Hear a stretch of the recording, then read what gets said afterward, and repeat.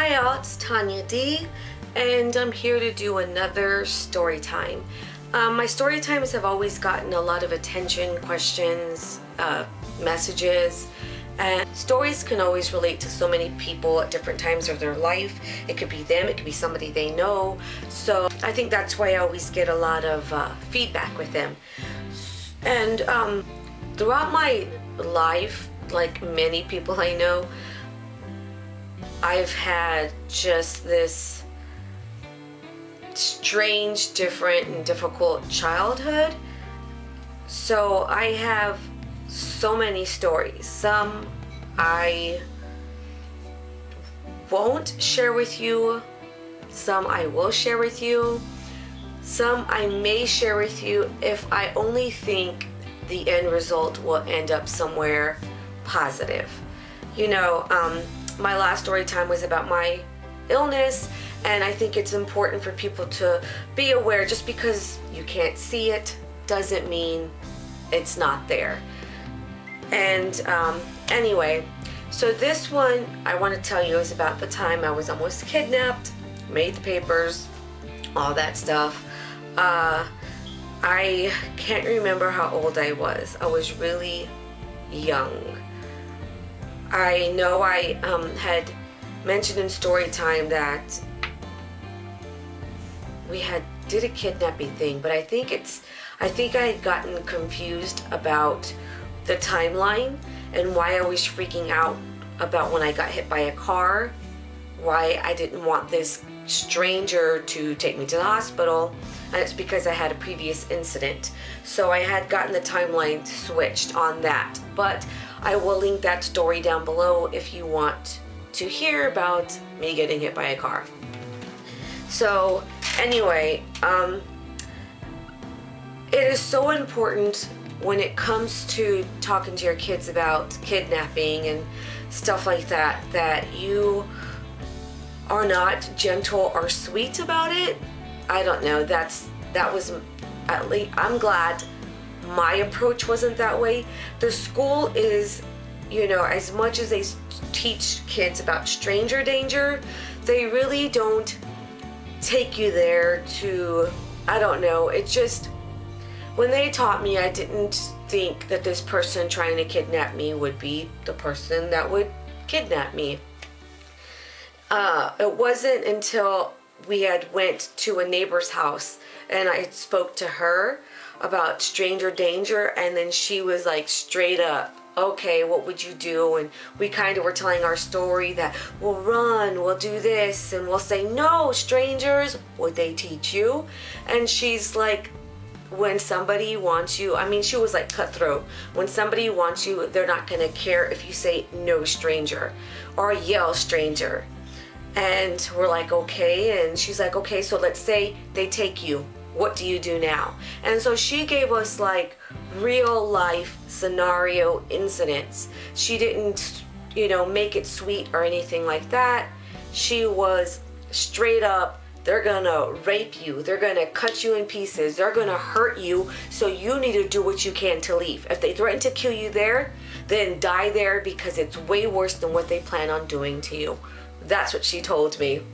So, well, ironically enough, after this conversation, a month later, this is when all this craziness happens. Now, when schools teach you about stranger danger, they have other teachers do this kind of thing, or they have a video, and everybody looks so nice and sweet. As a child, I remember when somebody would mention stranger, I would think a hooded man, a big burly man, a monster looking man, scarred, or I would think of the horror movies, you know, icons that we grew up with, like Texas Chainsaw Massacre, Michael Myers. You know, I would picture them, Freddy Krueger. I never in my life would picture some sweet little old lady, sweet little old man, you know, doing any harm, because it just wasn't stressed enough growing up. I don't know how it is today with stranger danger, but my son didn't really expressed that it could have been an everyday person. He was picturing this horrific looking person, just like I was. So anyway, when my home and my school weren't very far apart, and I could have gone a main way, you know, where cars were passing by, people were always there, but I wanted a shortcut.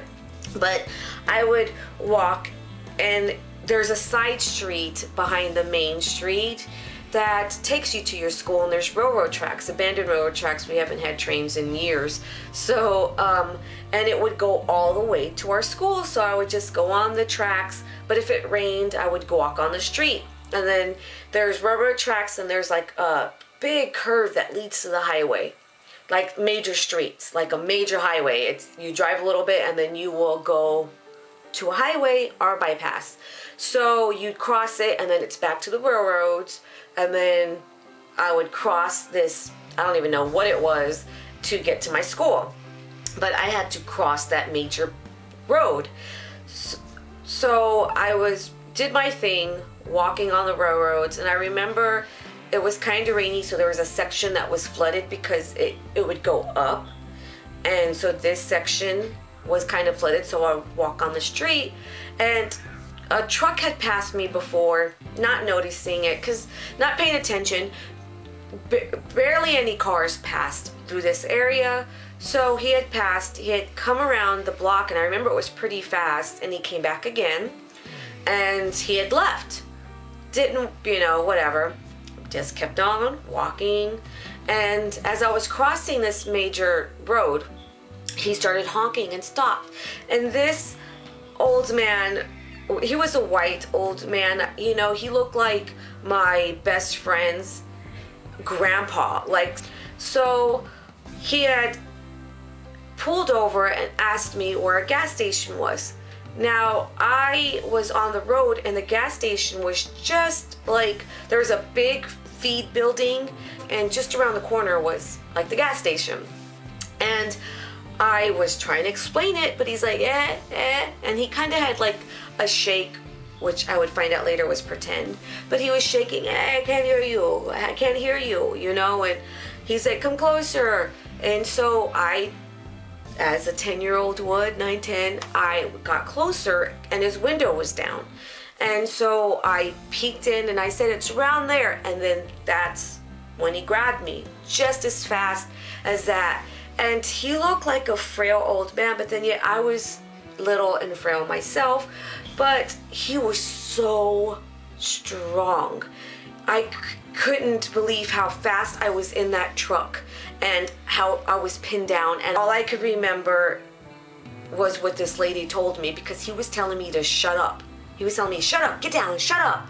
And I was so scared. I couldn't even cry. I couldn't even scream.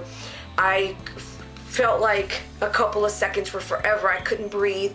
I had so many thoughts going in my head. Step on the brakes. What did people tell me about stranger danger? I yell stranger at him.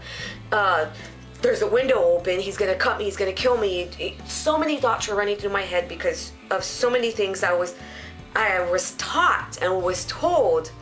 And it felt like a century. It felt like so long, but it wasn't even that long, because we weren't even going yet. So he was punching my head, just slamming me, telling me to stop, and I could remember not feeling it. I couldn't feel any pain, but I felt pounding. I remember the blows were so hard, they were pushing me down inside his part of his truck. And I noticed while I was trying to dig out, there was ropes, there was a hammer, there was tape, and I just pictured him using it all on me, and I knew I was gonna die. In that moment, being 9 and 10, I knew I was gonna die if I didn't stop and get out and do something. So I just remember with all my might jumping out the window, his car window, but by then he was already going. He's already going, and so I had jumped out, and I remember rolling, and he just took off. And I was so scared. I was down. Since it did go down, I had kind of rolled off. I was hiding in that grass for a little bit. I was quiet. I was just there like, oh my gosh, she's gonna come back. What do I do? And do I go back home the other way? Because I was right in the middle. I was between both. And I knew my mom was at work. So it was like, well, if I go home, there's gonna be nobody there. And he's gonna follow me. And, so I was like, let me just go to school. So I ran to the front where everybody could see me and started running and walking. And then I was thinking I didn't do the right things. I didn't yell stranger. I went close, and it's my fault because I went in closer to him and I was inside his truck, so it's my fault. And people are gonna say it's my fault. And I was kidnapped and I was stupid and I just put all the blame on me because that's what I did. I had a pattern when I was little. Just everything was my fault. But I just knew this was my fault, even though it wasn't. So the teacher had asked me why I was late. I remember she asked me if I was okay because I had road rash on my arm, and I said I'd slid down the hill and caught myself. So I went to the nurse, they cleaned it up, and I guess you could tell something was really wrong because she kept asking me throughout the day what was going on. I didn't want to say anything. I didn't want to tell her anything. I didn't even tell my friends because I thought they were going to make fun of me. So she kept asking me, and then right before lunchtime, she says, I need to talk to you. You're not going to recess. I need to speak with you. And the reason why she was so concerned, yes, most having a scrape kids do that, shouldn't bother her, but I had an incident before with family services, and I won't get into that, but she had a reason to be concerned because of that. And she was telling me, Tanya, please, you can trust me. And then I said, if you don't tell anybody, please don't tell anybody. And she was like, I can't promise you that, but I'll do what I can to protect you. And so then I told her the story. I told her that a man put me in his truck and all that stuff that happened, and she was shocked, as anybody would be. But I guess she was more shocked because she was expecting one certain story, and I went a totally different way with that story. And she started to cry, she started to worry, she called an aide. I went to the principal's office, my mom was called, the cops were called. I had to explain the story. I had to go show them where the incident happened and let them know exactly what kind of truck it was. So I explained all that to them, and they did what they were gonna do by letting everybody know. Of course, I was teased a little by my family, but that was it. And I didn't get in trouble. I got in trouble for not saying anything fast enough, and it could happen like that.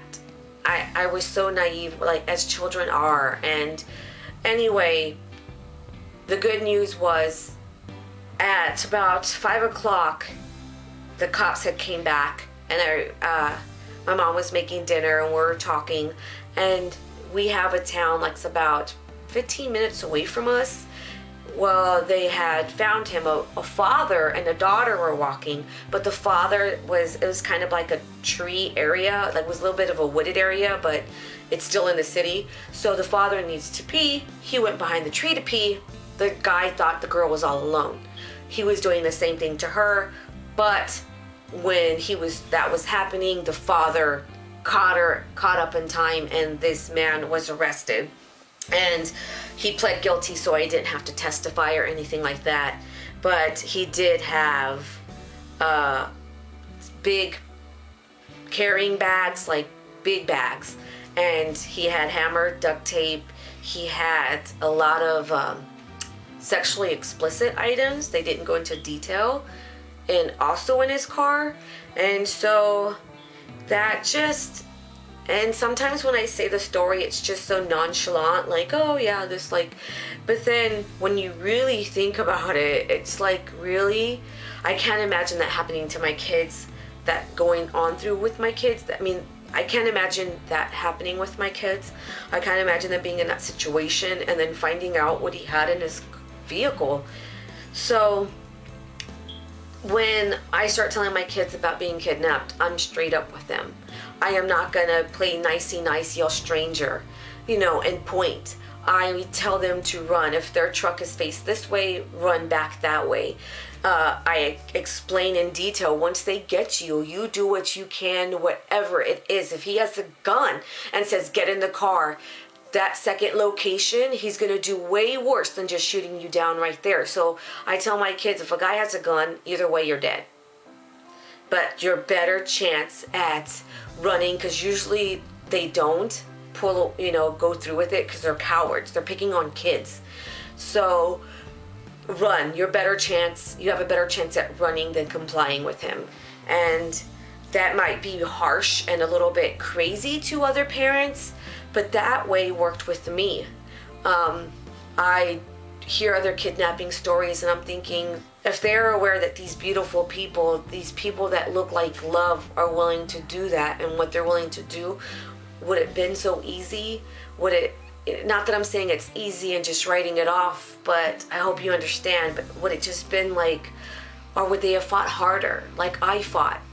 And so it's so important to speak to your children, to be honest with them in a way you know that they can handle. I grew up rough. I grew up in knowing things I shouldn't ahead of my time.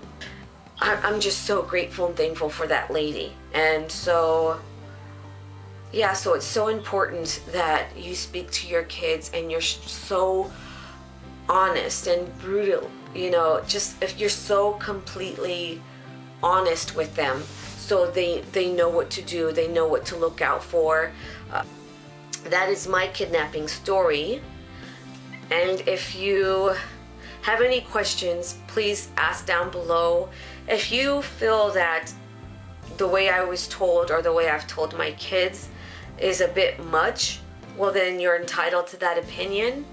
Feel free to feel that way, but I'd rather be safe than sorry.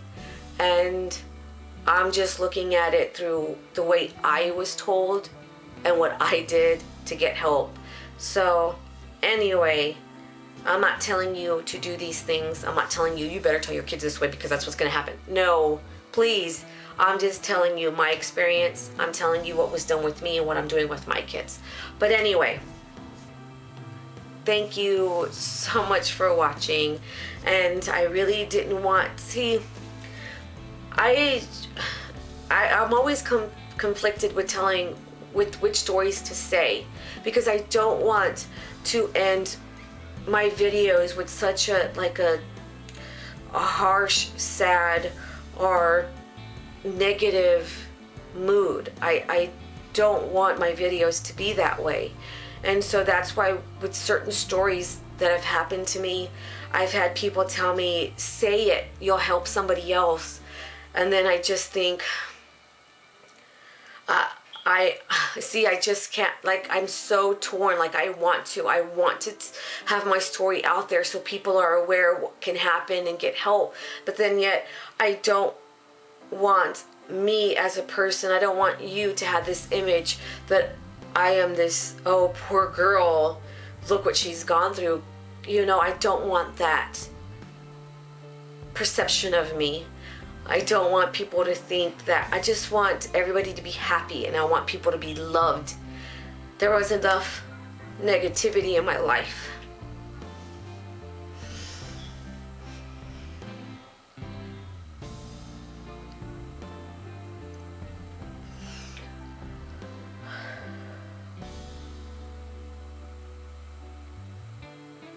There was a lot of negativity in my life growing up, and I don't want it in my life anymore. I don't want anybody to be hurt, get upset, or saddened by what had happened to me in my life. So I try to be happy. I try to make people laugh. I try seeing the positive.